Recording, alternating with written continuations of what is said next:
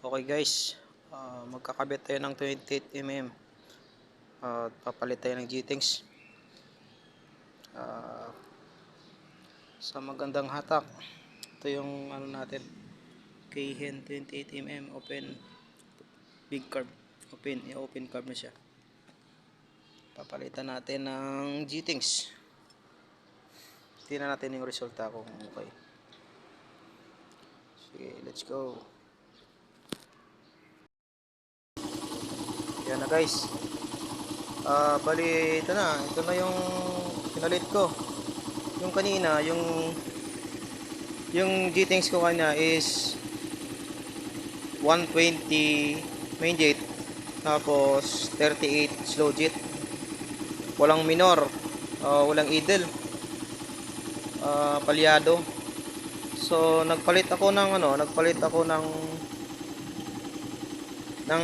slow jet. Pinalitan ko siya ng yung 38, pinalitan ko siya ng 32. So ayan na guys, maganda yung minor niya oh.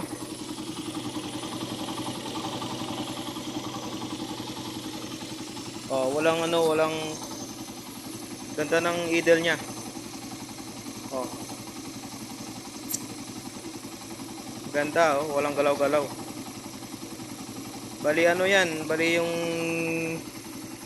yung ikot ng air, yung fuel mixture niya is 1.5 1 turns and niap.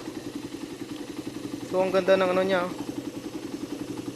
ang ganda ng minor, ayos. Bali yung hinihingi ng engine is tamang tama lang yung hinihingi niya, kaya nag-stable yung minor niya, walang galaw-galaw, ayos. Okay, sige guys, thank you. Sana makatulong sa inyo to, sa mga walang minor dyan. Ang ganda ng function ng minor nya, 120 main jet, saka slow pilot jet is 32. So kayo na lang maghala sa adjust sa mixture, kasi iba-iba yung adjustment ng sa mixture sa kanya sa bawat motor. So kayo na bahala guys. Sana makatulong itong video na ito. Maraming salamat.